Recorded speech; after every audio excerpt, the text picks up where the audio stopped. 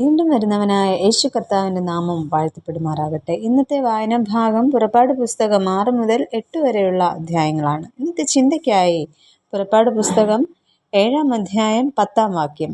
അങ്ങനെ മോശയും അഹരോനും ഫറവോന്റെ അടുക്കൽ ചെന്നു യഹോവ തങ്ങളോട് കൽപ്പിച്ചതുപോലെ ചെയ്തു. അഹരോൻ തന്റെ വടി ഫറവോന്റെയും അവന്റെ ഭൃത്യന്മാരുടെയും മുമ്പാകെ നിലത്തിട്ടു, അത് സർപ്പമായി തീർന്നു. മോശയിലൂടെ ദൈവം തന്റെ ജനത്തിന് ഒരുക്കിയ രക്ഷാപദ്ധതിയിലെ ആദ്യത്തെ അത്ഭുതമാണ് ഇന്നത്തെ വായന ഭാഗത്ത് കാണുന്നത്. ഒരു ജനതയുടെ സങ്കടങ്ങൾക്ക് മുമ്പിൽ കണ്ണും കാതുമൊക്കെ അടച്ച് പീഡനത്തിന്റെ വഴിയിലൂടെ സഞ്ചാരം തുടർന്ന ഫറവോന്റെ മുൻപിൽ ദൈവനിയോഗത്തിന്റെ അടയാളങ്ങൾ പ്രദർശിപ്പിക്കുന്ന മോശയെയും അഹരോനെയുമാണ് നാം ഇവിടെ കാണുന്നത്. ഈജിപ്തിൽ ദൈവത്തിന്റെ വിരലൊപ്പ് പതിഞ്ഞ ആദ്യത്തെ അടയാളമാണ് ഈ സംഭവത്തിലൂടെ വെളിവാകുന്നത്. ഫറവോന്റെ ഹൃദയം കഠിനമായതിനാൽ ഇസ്രായേൽ ജനത്തിന് സ്വാതന്ത്ര്യം നൽകുവാൻ തയ്യാറാകുന്നില്ല. ഇവിടെ വ്യാപരിക്കുന്ന ദൈവകൃപയെയും ദൈവത്തിന്റെ അടയാളത്തെയും കുറിച്ച് ഈ സംഭവത്തിൽ നിന്നും ചില ചിന്തകൾ പങ്കുവെക്കട്ടെ. ഒന്നാമതായിട്ട്, ദൈവ അധികാരം അതിശ്രേഷ്ഠമായത്. ഉൽപ്പത്തി പുസ്തകത്തിൽ നാം കണ്ട ദൈവം സ്രഷ്ടാവും സകലത്തെയും ഉണ്മയിലേക്ക് നയിച്ചവനുമാണ്. ജീവനെ പരിപോഷിപ്പിച്ച ഒരു ദൈവമാണ്, മഹത്വവാനായ ഒരു ദൈവമാണ്.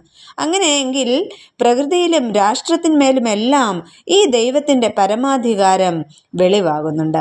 ദൈവത്തെ ആരാധിക്കുവാൻ തന്റെ ജനത്തെ വിട്ടയക്കണമെന്ന ആവശ്യവുമായി മോശ ഫറവോന്റെ സന്നിധിയിൽ നിൽക്കുമ്പോൾ കഠിനമായ പീഡനമുറകളിലൂടെയും നീതി നിഷേധത്തിലൂടെയുമാണ് ഫറവോൻ അതിനോട് പ്രതികരിക്കുന്നത്. ഇങ്ങനെ ഇസ്രായേലിന്റെ ദൈവത്തെ അനുസരിക്കാത്തതിനാൽ വലിയ ശിക്ഷ വരുമെന്ന മുന്നറിയിപ്പും മോശ അവിടെ നൽകുകയാണ് ചെയ്യുന്നത്. അങ്ങനെ ദൈവത്തിന്റെ മുന്നറിയിപ്പിന് ശ്രദ്ധ കൊടുക്കാത്ത ഫറവോന്റെ മുമ്പിൽ പാമ്പായി മാറുന്ന വടി നീതി നിഷേധങ്ങളിൽ ഇടപെടുന്ന ദൈവത്തിന്റെ പരമാധികാരത്തിന്റെ സൂചനയാണ് നൽകുന്നത്. അങ്ങനെയെങ്കിൽ ആദ്യത്തെ അത്ഭുതമായ അഹരോന്റെ വടി നീട്ടുന്നതിലൂടെ നിരാലംബരായ ഇസ്രായേൽ സമൂഹത്തിന് നേരെ നീട്ടപ്പെടുന്ന പരമാധികാരിയായ ദൈവത്തിന്റെ അധികാരത്തിന്റെ ചെങ്കോലായി നമുക്കതിനെ മനസ്സിലാക്കുവാനായിട്ട് കഴിയും. രണ്ടാമതായിട്ട്, പരാജയപ്പെടുന്ന ആരാധനാമൂർത്തികൾ. ദൈവത്തിന്റെ പരമാധികാരത്തിന് മുമ്പിൽ ഫറവോൻ തന്റെ താൽക്കാലിക സംവിധാനങ്ങൾ കൊണ്ട് പ്രതിരോധം തീർക്കുകയാണ് ഇവിടെ ചെയ്യുന്നത്. സമൃദ്ധിയുടെ ദേവന്മാരെ ആരാധിക്കുന്ന ഇടമാണ് ഈജിപ്റ്റ്.